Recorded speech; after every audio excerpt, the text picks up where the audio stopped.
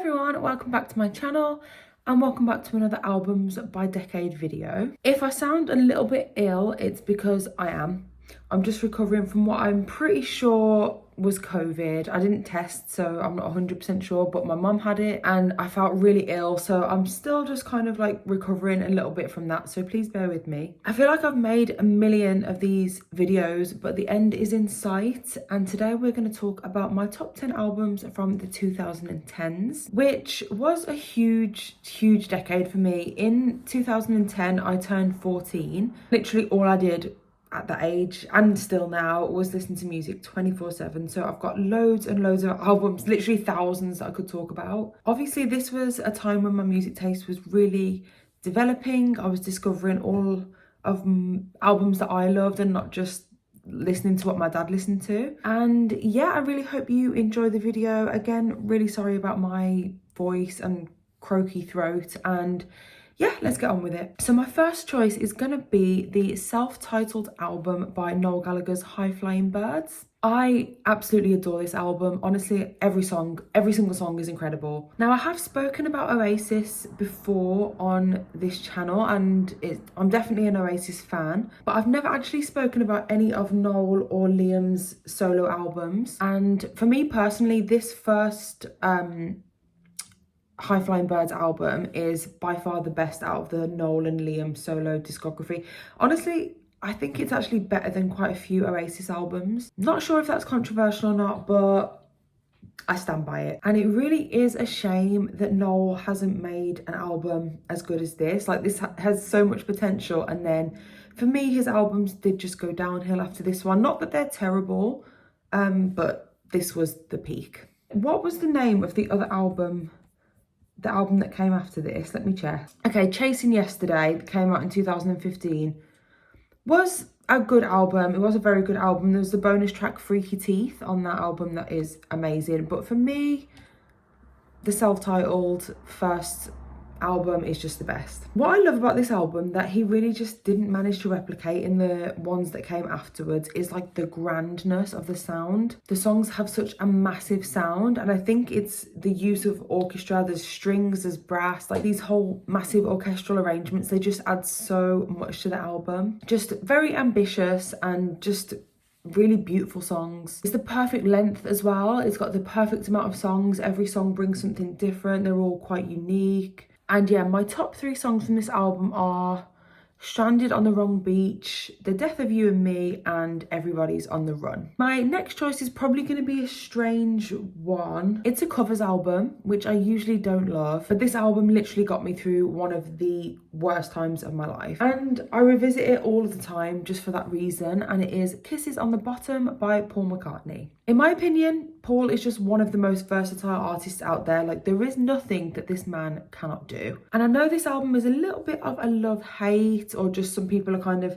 ambivalent towards it. Obviously, I'm a lover. And maybe a lot of that is because of the associations and the relationship that I have, like, personally with this album. And yeah, it's a covers album, so I think the only original song on this album is the song My Valentine. Everything else is a cover, but the songs are all very, like, the songs he's chosen to cover are like jazz songs, very smooth, very like sweet love songs. And I don't know, it's just always had a really calming effect on me. And a few years ago there was this program on Sky Arts, where Paul performed the whole of the album, like with a live band and stuff, just in a studio. And yeah, I have loads of happy memories with it, and yeah, I just love it. And my top 3 songs are Accentuate the Positive, It's Only a Paper Moon, and My Very Good Friend the Milkman. My third pick is, of course, Hesitation Marks by 9 Inch Nails. Obviously, I wasn't going to do one of these videos without talking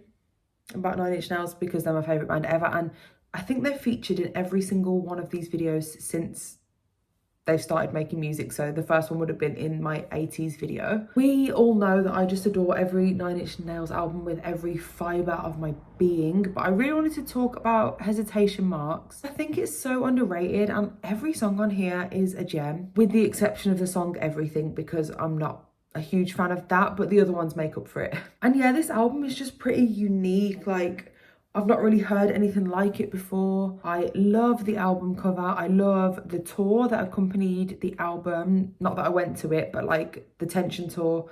I love watching videos from it. Just, it looks absolutely insane. And I just love Nine Inch Nails so much. Yeah, anyway, top 3 songs from this album are I Would For You, Various Methods of Escape, and then probably Came Back Haunted. So next is genuinely one of the best albums I've ever heard in my entire life, and it is Little Victories by The Stripes. If you haven't heard this album, then you really need to, because it's literally just a masterpiece work of art to me. And I'm pretty sure that the members of The Stripes were like 17, 18 when this was released, which is just blows my mind. And it breaks my heart that they no longer make music, and I'm keeping my fingers crossed for a reunion. All the members of this band are so talented, and I honestly can't really say much more apart from this album is just incredible and you need to go and listen to it. I just couldn't recommend it enough if you're into like indie rock, I guess. Choosing top 3 songs is near enough an impossible task, but if you had a gun to my head and I had to choose the top 3 songs, I would say 84, which is probably my favourite song by The Stripes, Queen of the Half Crown, and then either I Want to Be Your Everyday, Cruel Brunette, or Scumbag City. It's so hard to choose. So my 5th choice is, and I really think you can tell that I was having an indie phase at this point, but it is Everything You've Come to Expect by The Last Shadow Puppets. I love this album so much. If you don't know who The Last Shadow Puppets are, then it is basically Miles Kane and Alex Turner from Arctic Monkeys, like joint side project thing, and they are so good. Like, they're almost as good as Arctic Monkeys. This is kind of similar to the Noel Gallagher one in that it's very grand, it's very ambitious, the sound is massive, there's big orchestras everywhere, like the instrumentation is absolute gorgeous. Obviously it's Alex Turner, so the lyrics are out of this world. And my top 3 songs for this one are Sweet Dreams Tennessee, Miracle Alina, and The Dream Synopsis. Honestly, Alex's voice is like butter. Like, it's just So my 6th choice is an album that I'm literally obsessed with, and when I say obsessed, I literally mean obsessed. I'm obsessed with this album. I'm obsessed. I haven't fallen this head over heels in love with an album for a very, very, very long time, and it is the album Automatic by Mild Life. This album is unlike anything I've ever heard before. I don't even know how to describe it. I would just say just go and listen to it because you won't regret it. And if you follow me on Instagram, which is marylovesmusic_, you might have seen me go on about this album because I've been going on about it non-stop. And the whole band, actually, they've only got 2 albums, but this is their latest album. They've got another one called Phase, but yeah, I wish I'd discovered them earlier. Like, the fact that they only have 2 albums makes me so sad because I just need more music from them. I only discovered them just at the end of last year, and I already know every single word to every single song, and yeah, I just love this album.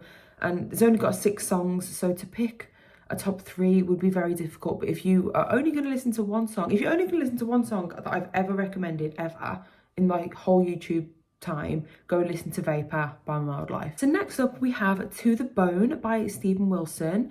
Maybe controversially, in fact definitely controversially, this is my favourite Steven Wilson album, which I know is wild when we've got The Raven That Refused to Sing and Hand Cannot Erase, but I just love To The Bone. I love it so much. I just love the whole theme and how he talks about this idea of truth and what does that really mean. And the opening track is one of the best Steven Wilson songs. I love the chorus, it's so catchy, and I feel kind of like I'm repeating myself now because I'm just saying how much I love all these albums, but I just do. My little boy has just come to join. But yeah, I feel like I'm repeating myself, but the thing is, you have to be a very, very special album to have made it onto this list because there were so many that I could choose from. Like, all of these albums are really special to me, and I'm thinking it's probably because I was actually alive when they came out. But yeah, anyway, To The Bone is just genius, and Steven is a genius, and I think this album is incredible. And my top 3 songs are title track To The Bone, Same Asylum as Before, and People Who Eat Darkness. People Who Eat Darkness, I just have to say, is literally such an amazing song. Like, I love the way it opens. That opening line, like, I live in the flat next door and I can hear you fuck your girlfriends through the wall. Steven.